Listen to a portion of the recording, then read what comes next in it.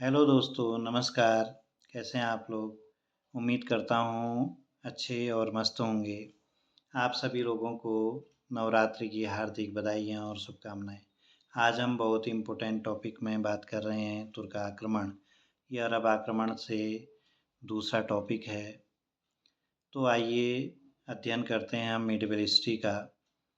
चीन के north west में एक बर्बर असभ्य जाति रहा करती थी, तुर्क।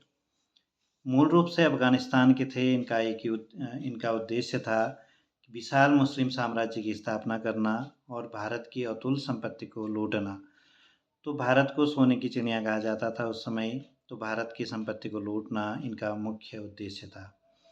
1932 में तुर्क सरदार हुआ करता था अलब्तकीन। अलब्तकीन ने गजनी के साम्राज्य की स्थापना की। गजनी एक छोटा सा कबीला हुआ करता था अफ़गानिस्तान का।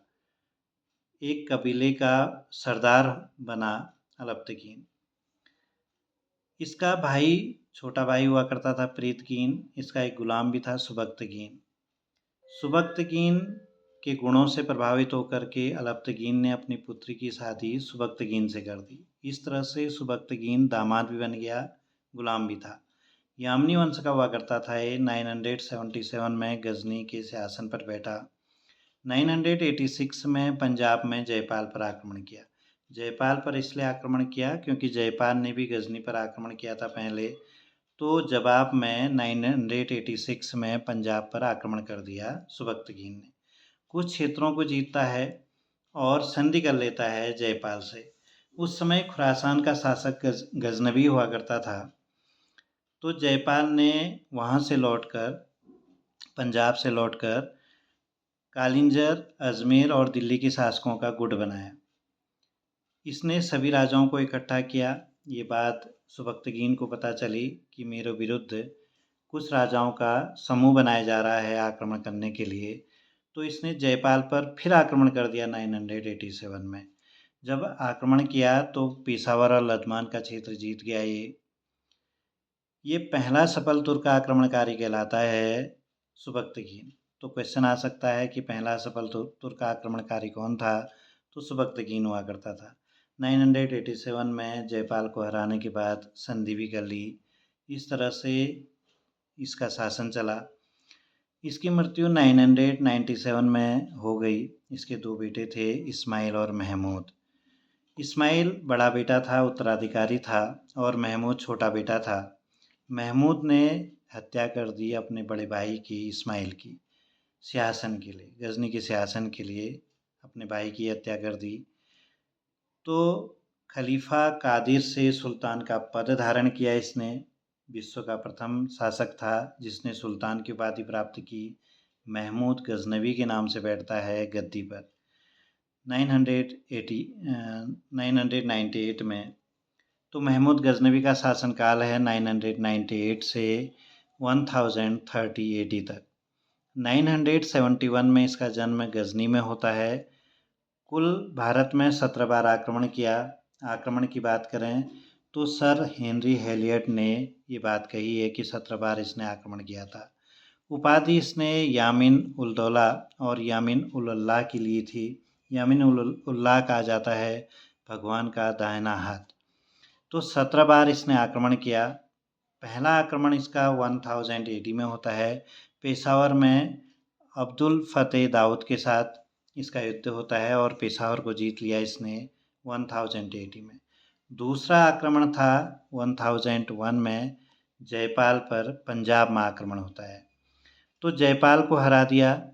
3 बार हार गया। 2 बार इसके पिता से ही हार गया, सुबक्तगीन से, और 1 बार महमूद गजनवी से हार गया।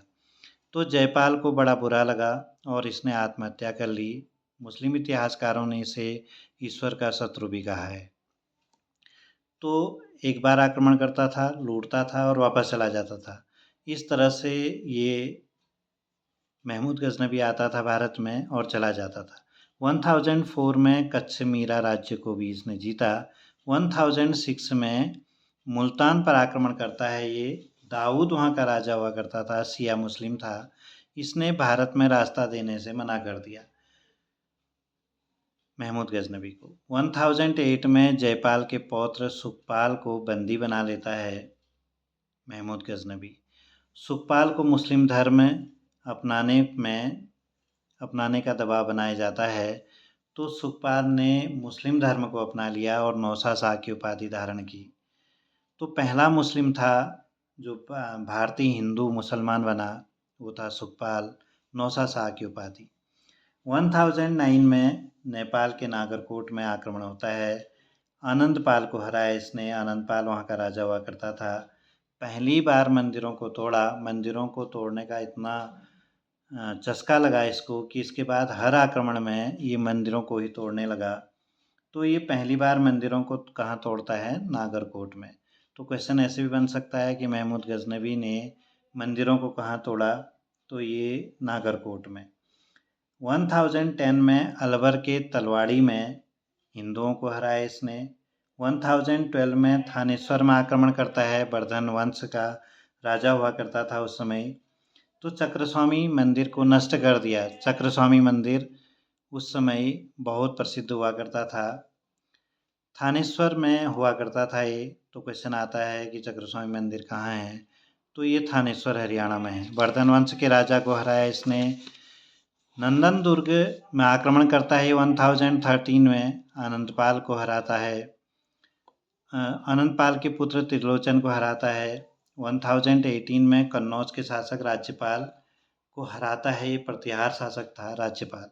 जब राज्यपाल पराजित हो गया तो ये भाग करके कालिंजर के शासक के पास जाता है, विद्याधर के पास। विद्याधर बड़ा अचंभित होता है इसको देख करके। तो राज्यपाल से आने का कारण पूछता है। राज्यपाल बताता है कि महमूद गजनवी ने आक्रमण कर दिया और मैं जान बचाकर भागा हूँ। तो विद्याधर का कहना था कि राजपूत या तो युद्ध लड़ते हैं या जान से हाथ धो बैठते हैं। केवल दो ही रास्ते हैं, पीठ दिखाने का नहीं होता है राजपूतों में। तो इसने राज्यपाल को दोबारा जाने के लिए कहा युद्ध में। तो इसने जाने से मना कर दिया। तो राज्यपाल का सिर काट के अलग कर दिया। इसने सिर काट दिया उसका। तो ये सुनकर बड़ा अचंभित होता है महमूद गजनवी भी। महमूद गजनवी उस समय मथुरा नगरी में पहुंचा। इसका पीछा करते करते यहाँ भयंकर उत्पात मचाया। एक इतिहासकार था उतबी ने कहा है कि गजनवी ने एक ऐसा भव्य शहर देखा जिसका वैभव स्वर्ग की तरह था। तो मथुरा नगरी उस समय इतनी धन धान्य से परिपूर्ण थी। मथुरा नगरी उस समय धन धान्य और अनाज से परिपूर्ण थी। तो वहाँ इसने भयंकर उत्पात मचाया। 1021 में कालिंजर के शासक चंदेल शासक विद्याधर पर आक्रमण किया इसने। जब आक्रमण किया तो संधि हुई दोनों राजाओं में और वापस चला गया महमूद गजनवी। कुछ धन दिया इसको। 1021 में ग्वालियर के गोंडा कालिंजर पर आक्रमण किया इसने। कालिंजर के शासक विद्याधर को हरा दिया इसने और मार दिया। 1024 में जैसलमेर पर आक्रमण करता है। गुजरात अनिलवाड़ को कहा जाता था। गुजरात पर आक्रमण करता है ये, वहाँ जीत लेता है। 16वां आक्रमण होता है इसका 1025 में काठियावाड़ की राजधानी अनिलवाड़ पर। काठियावाड़ में उस समय भीम प्रथम राज्य किया करता था, शासन किया करता था। तो भीम प्रथम ने जब महमूद गजनवी की सेना को आते हुए देखा तो ये उससे डर गया। उस सेना से डर गया। उसको उतनी बड़ी सेना हुआ करती थी महमूद गजनवी की। तो भीम प्रथम दक्षिण की ओर भाग गया। उस समय सेनापति तिलक और संविद राय हुआ करते थे महमूद गजनवी के। उस समय सोमनाथ में पूजा चल रही थी। तो इसने अल्टीमेटम दिया सोमनाथ से निकलने को। 50,000 हिंदू हुआ करते थे वहाँ। तो उन्होंने आस्था दिखाई शिव में और 50,000 हिंदुओं ने निकलने से मना कर दिया और भगवान शिव का नाम ये जपने लगे। तो भगवान शिव का नाम जपने लगे तो इसने काट दिया उनका सिर। 50,000 लोगों की हत्या करने के लिए जाना जाता है महमूद गजनवी। सोमनाथ की मूर्ति को ले गया ये मक्का, मदीना और गजनी की मस्जिद की सीढ़ियों पर लगाया इसने। सोमनाथ की मूर्ति को 3 भागों में बाँटा इसने। मक्का, मदीना और गजनी की मस्जिद की सीढ़ियों पर लगा करके इसने कहा कि अगर भगवान है तो प्रकट होंगे। तो जब ये वापस जा रहा था तो जाटों और खोखरों के विरुद्ध खोखरों ने इसका सामान लूट लिया। सोना चांदी और जो भी धन संपदा थी वो लूट ली कुछ बहुत। तो जब ये गजनी पहुंचता है तो इसको पता चलता है कि इसका धन लूट लिया गया। इसको लगा कि इतना बड़ा लुटेरा तो मैं था, ये कहाँ से लुटेरे आ गए इतने बड़े। तो 17वां आक्रमण करता है ये 1027 में, अंतिम आक्रमण कहलाता है। जाटों और खोखरों के विरुद्ध आक्रमण करता है। तो जाटों और खोखरों ने इसका सामान छोड़ दिया और जंगल की ओर भाग गए। तो इस तरह से 1027 में जाटों और खोखरों को भी इसने हरा दिया, वो भाग गए। वापस आया तो इसकी मृत्यु हो जाती है 1030 में। 1030 में इसकी मृत्यु होती है तो इसको बुद्ध सिकन और मूर्ति भंजक भी कहा जाता है, मूर्तियों को तोड़ने वाला। इस्लाम का यश बढ़ाने वाला शासक कहा जाता था इसको, खुद को कहता था इस्लाम का यश बढ़ाने वाला। संवेद राय और तिलक को सेना में उच्च पदों पर रखा। 2 पुत्र थे इसके, मसूद और मोहम्मद। इन्होंने राज्य भार नहीं संभाला। इन्होंने गजनी विश्वविद्यालय की स्थापना की है। तो इसका अंतिम उत्तराधिकारी था यल्दौज। दरबारी इतिहासकार थे इसके उतबी, फिरदौसी, अलबरूनी और बैहाकी।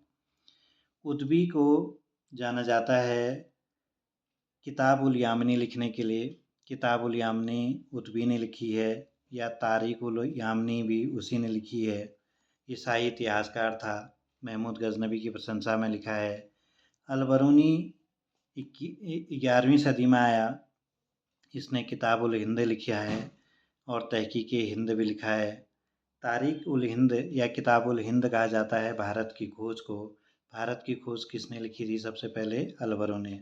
अलबरूनी ज्योतिष शास्त्र का महान ज्ञाता भी था। क्वेश्चन आता है कौन सा मुस्लिम इतिहासकार ज्योतिष शास्त्र का महान ज्ञाता हुआ करता था? तो ये अलबरूनी था। इसको संस्कृत में भी रुचि थी, संस्कृत भी इसने पढ़ी और ज्योतिष शास्त्र भी इसने पढ़ा। फिरदौसी, फिरदौसी ने शाहनामा लिखा है फारसी में, इसको पूर्व का होमर कहा जाता है। बैहाकी ने तारीख सुबक्तगीन लिखा है, पूर्व का पेप्से कहलाता है। शाहनामा को गजनी का महाभारत भी कहा जाता है। पुराणों का अध्ययन करने वाला प्रथम मुसलमान कौन था? क्वेश्चन आता है, तो अलबरूनी था। सामाजिक और सांस्कृतिक रूप से ये जाना जाता है। अंतिम शासक खुसरो मलिक हुआ करता था। इसने मुद्राएं भी चलाई, चांदी की मुद्राएं। एक तरफ इसमें संस्कृत से लिखा था और दूसरी तरफ अरबी से लिखा हुआ था। इस तरह से महमूद गजनवी का भारत पर आक्रमण पूरा हुआ। Thank you. अगर आपको वीडियो पसंद आई हो तो लाइक, शेयर और सब्सक्राइब कीजिएगा। Thank you.